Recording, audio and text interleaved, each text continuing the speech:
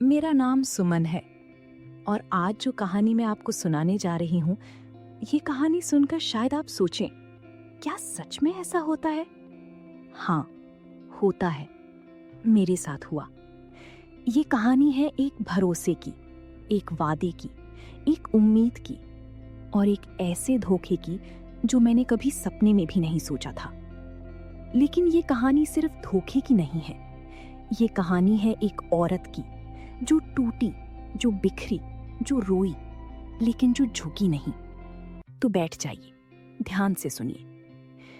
मैं उत्तर प्रदेश की एक छोटी सी शहर कानपुर के पास एक कस्बे की रहने वाली हूँ। हमारा घर बहुत साधारण था।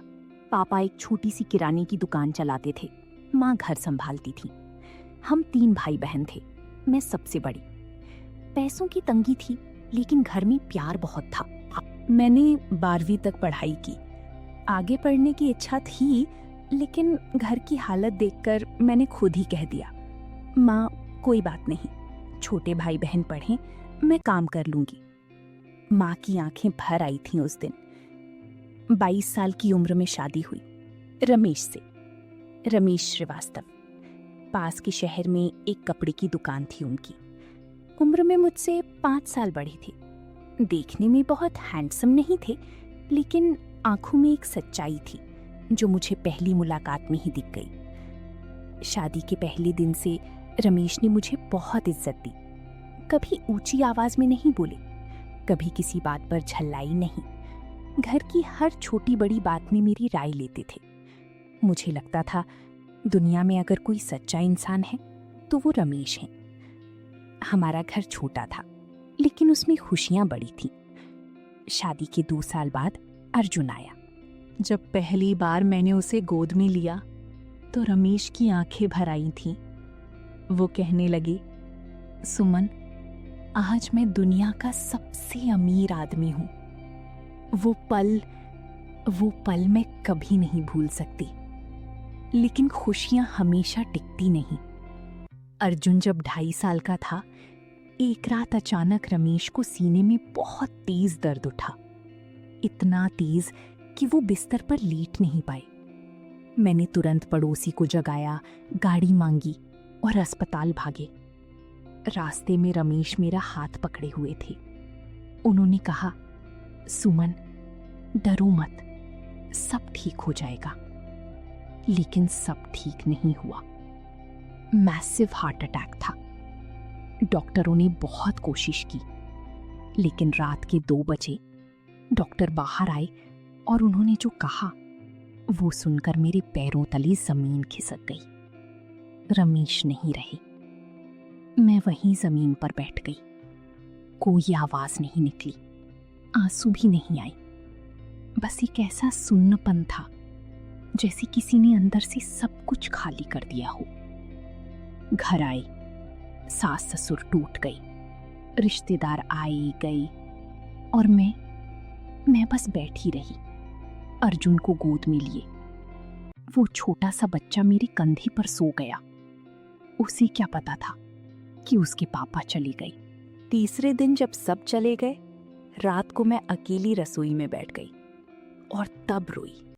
इतना रोई कि सांस लेना मुश्किल हो गया। इतना रोई कि आवाज बंद हो गई। इतना रोई कि आंखों में आंसू भी खत्म हो गए। और फिर बहुत देर बाद मैंने एक लंबी सांस ली और मन में कहा, सुमन, अर्जुन है तेरे पास, उसके लिए जीना है, टूट नहीं सकती।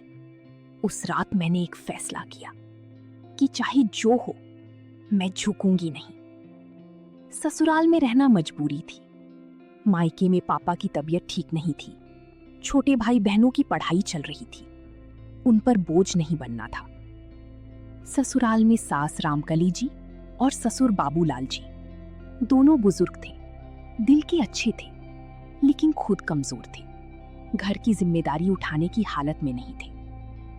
और था सूरज, रमेश का छोटा भाई, उम्र में मुझसे 3 साल छोटा, यानी 19-20 साल का। लखनऊ में एक प्राइवेट कंपनी में नौकरी करता था। हफ्ते में 1 बार घर आता था। रमेश के जाने के बाद सूरज ने सच में बहुत ख्याल रखा। जब भी आता, घर का सामान लाता, अर्जुन के लिए खिलौने, मेरे लिए कभी कभी कोई दवाई अगर तबीयत खराब होती, सास ससुर की दवाइयाँ, घर की छोटी मोटी मरम्मत। मैं सोचती, रमेश के जाने के बाद भी उनके भाई ने घर को संभाले रखा, कितना अच्छा इंसान है। मन में एक कृतज्ञता थी, एक भाई जैसी इज्जत। लेकिन धीरे धीरे सूरज की बातें बदलने लगी। पहले वो भाभी भाभी कहता था, दूर से, इज्जत से। लेकिन कुछ महीनों बाद उसका तरीका बदला, बातें ज्यादा होने लगीं। मेरी तकलीफों के बारे में पूछता, मेरे बारे में सोचने की बात करता। मुझे लगा भाई है, फिक्र है तो पूछता है। एक शाम जब सास ससुर आराम कर रही थी और अर्जुन भी दोपहर की नींद में था, सूरज रसोई के दरवाजे पर आकर खड़ा हो गया। मैं चाय बना रही थी। उसने धीरे से कहा, भाभी, एक बात कहनी थी। मैंने पलट कर देखा, उसके चेहरे पर एक अजीब सा भाव था, थोड़ी घबराहट, थोड़ा डर। मैंने कहा, हाँ बोलो। वो अंदर आया, थोड़ी देर चुप रहा, फिर बोला, भाभी, आप अकेली हैं। अर्जुन को माँ के साथ साथ बाप की भी जरूरत है। और मैं सोच रहा था कि अगर आप चाहें तो मैं आपसे शादी करना चाहता हूं। मेरे हाथ से चाय का चम्मच गिरते गिरते बचा। मैं एकदम सुन्न हो गई। दिल में एक अजीब सी हलचल थी। एक तरफ समाज का डर, लोग क्या कहेंगे, विधवा की दूसरी शादी, वो भी देवर से। दूसरी तरफ अर्जुन का चेहरा, जो हर रात सोने से पहले पूछता था, मम्मा, पापा कब आएंगे? मैंने कांपती आवाज में कहा, सूरज, ये सब इतना आसान नहीं। समाज, लोग, घर। वो बोला, भाभी, लोगों की परवाह मत कीजिए। माँ पापा को मैं मना लूंगा। मैं आपसे और अर्जुन से सच्चा प्यार करता हूँ। भाई गए, लेकिन ये घर नहीं टूटने दूंगा। ये मेरा वादा है। उसकी आंखों में सच्चाई दिखती थी, या शायद मैं देखना चाहती थी। एक अकेली औरत जब बहुत थकी हुई होती है तो उसे जो सहारा मिले वो उसे सच्चा लगने लगता है। मैंने उस दिन कोई जवाब नहीं दिया। कहा, मुझे सोचने दो। रात को बहुत देर तक छत पर बैठी रही। आसमान में तारे थे। मैंने रमेश को याद किया। मन में कहा, रमेश, बताओ क्या करूं? तुम होते तो मुझे ये सोचना नहीं पड़ता। लेकिन रमेश कहाँ थे जवाब देने के लिए? अगले कुछ हफ्तों में सूरज ने और कोशिश की। छोटी छोटी बातों में ख्याल रखा। अर्जुन के साथ खेला, उसे स्कूल की तैयारी करवाई, मुझसे बात की, धीरे से, इज्जत से। और धीरे धीरे मेरे मन की दीवार टूटने लगी। एक दिन मैंने हाँ कर दी, लेकिन साथ में ये भी कहा, सूरज, पहले माँ पापा को बताओ, उनकी मर्जी से होगा वरना नहीं। उसने कहा, बिल्कुल भाभी, मैं बात करूंगा, बस थोड़ा वक्त दीजिए। और वक्त देती रही। हफ्ते बीते, महीने बीते। जब भी माँ पापा से बात की बात करती, सूरज कोई ना कोई बहाना बना देता। भाभी, माँ की तबीयत ठीक नहीं, अभी नहीं। भाभी, पापा का ब्लड प्रेशर बढ़ा हुआ है, थोड़ा रुकिए। भाभी, दुकान में कुछ प्रॉब्लम है, बाद में बात करते हैं। हर बार एक नया बहाना। और मैं एक उम्मीद में जीती रही। एक दिन मेरी पड़ोसन कमला काकी आई। काकी पुरानी थी, मोहल्ले की सब खबर उन्हें रहती थी। वो अंदर आई, चाय पी, इधर उधर की बातें की।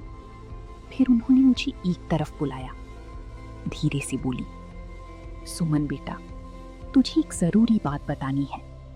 मन नहीं था बताने का, लेकिन तू मेरी बेटी जैसी है, इसीलिए चुप नहीं रह सकती। मेरा दिल जोर से धड़का। काकी ने कहा, सूरज की शहर में एक लड़की से सगाई हो रही है, अगले महीने। उसके ऑफिस की कोई लड़की है, पढ़ी लिखी, नौकरी करती है, घर वाले भी खुश हैं। मेरे कानों में जैसे कोई घंटी बज गई। मैंने कांपती आवाज में पूछा, क्या क्या कह रही हैं काकी? उन्होंने मेरा हाथ थामा। बेटा, सच है, मुझे परसों पता चला। मैंने सोचा तुझे बता दूं, तू इस चक्कर में मत पड़। काकी चली गई और मैं वहीं खड़ी रही, रसोई में, अकेली, बिल्कुल अकेली। धीरे धीरे सब समझ आने लगा।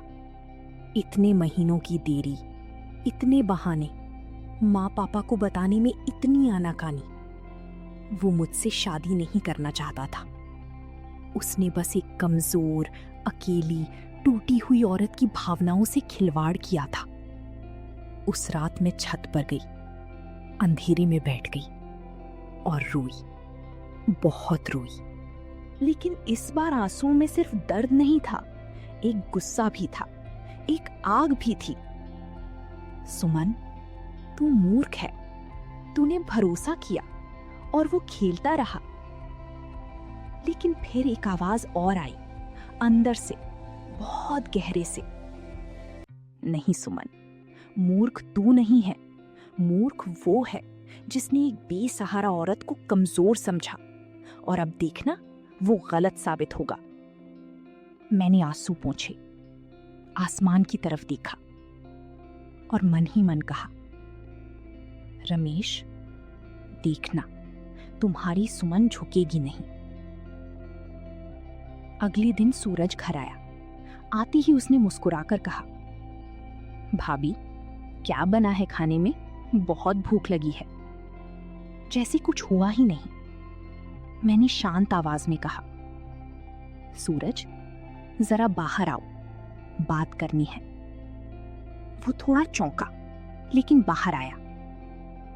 मैं सीढ़ियों पर बैठ गई, उसकी आंखों में सीधे देखा और पूछा, सूरज, शहर में तुम्हारी सगाई हो रही है, सच है?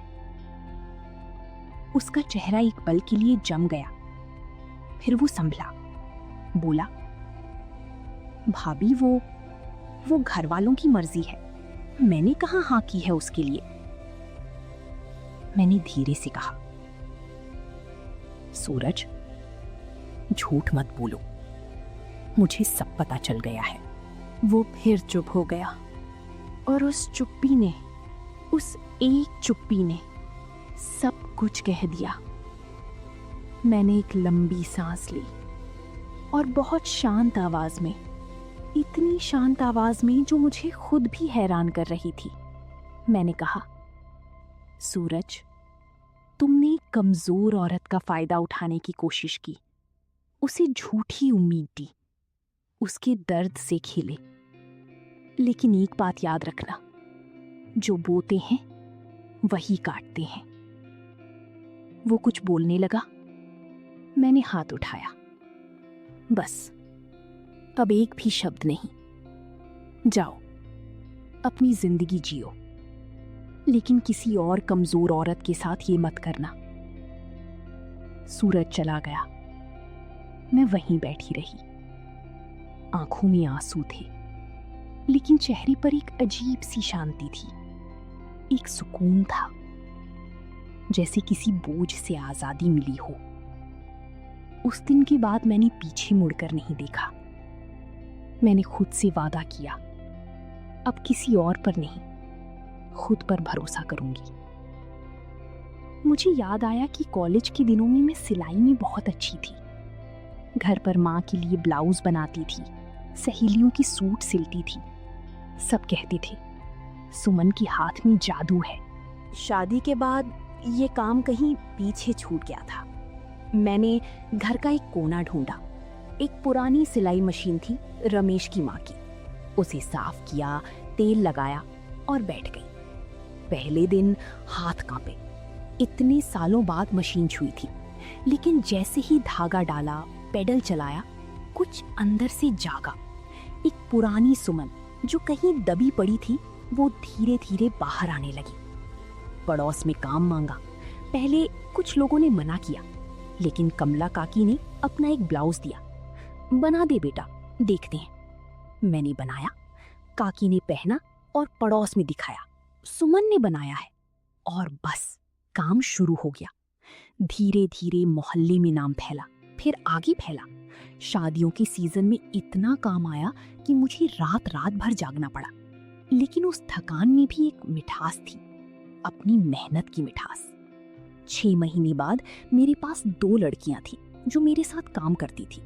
1 साल बाद घर के एक कमरे में छोटी सी बुटीक बन गई। और उस पहले महीने जब मैंने अर्जुन के हाथ में पैसे रखे, वो बोला, मम्मा इतनी सारी? मैंने उसे गले लगाया और कहा, हाँ बेटा, ये तुम्हारी माँ की मेहनत है और ये किसी ने नहीं दिए, ये मैंने कमाए हैं। अर्जुन की आंखों में एक चमक थी। वो चमक, वो एक पल दुनिया की हर खुशी से बड़ा था। 2 साल बाद शहर में मेरी बुटीक के 3 कमरे थे। 10 लड़कियां मेरे साथ काम करती थीं। शादियों और त्योहारों में ऑर्डर्स इतने आते थे कि हम पूरी नहीं कर पाते थे। लोग दूर दूर से आते थे। सुमन दीदी के पास जाओ, हाथ में जादू है उनके। और मैं वही सुमन थी, लेकिन एक नई सुमन, जो किसी की मोहताज नहीं थी, जो अपनी बेटी को अकेले पाल सकती थी, जो अपना घर खुद चला सकती थी। और सूरज की शादी हुई उस लड़की से। सुना है घर में बहुत झगड़े होते हैं, सुना है वो खुश नहीं है। लेकिन सच कहूं, मुझे कोई फर्क नहीं पड़ता। उसके लिए मेरे मन में ना नफरत है ना दर्द, बस एक शुक्रगुजारी है। क्योंकि अगर उस दिन उसने मुझे धोखा नहीं दिया होता तो शायद मैं आज भी किसी और के सहारे का इंतजार करती रहती। उसने मुझे तोड़ा, लेकिन उसे टूटनी सी मैं बनी। एक बार अर्जुन ने मुझसे पूछा, मम्मा आपको कभी डर नहीं लगा जब पापा चली गए? तब मैंने उसे अपने पास बिठाया, उसके बाल सहलाए और कहा, बेटा डर तो लगा, बहुत लगा, लेकिन डर से बड़ा एक और एहसास था कि तू है और तेरे लिए मुझे जिंदा रहना है, मजबूत रहना है। तेरे लिए नहीं टूट सकती थी। अर्जुन ने मुझे गले लगा लिया और उस गले मिलने में मेरी पूरी जिंदगी थी। आज जब पीछे मुड़कर देखती हूँ तो उस रात को याद करती हूँ जब रमेश के जाने के बाद अकेली रसोई में रोई थी। उस रात को याद करती हूँ जब कमला काकी ने सच बताया था और मेरे पैरों तले जमीन खिसक गई थी। और मुस्कुराती हूँ क्योंकि उन्हीं रातों से ये सुबह बनी। लोग कहते हैं विधवा बेसहारा होती है। मैं कहती हूँ जो औरत अपनी दर्द को अपनी ताकत बना ले, जो अपनी आंसुओं को अपनी मेहनत में बदल ले, जो टूट कर भी ना बिखरे, वो दुनिया की सबसे मजबूत औरत होती है। मैं सुमन हूँ। मैं टूटी लेकिन बिखरी नहीं। मैं गिरी लेकिन उठी भी। और आज मैं वहां हूं जहां किसी के सहारे की जरूरत नहीं। ये मेरी कहानी है।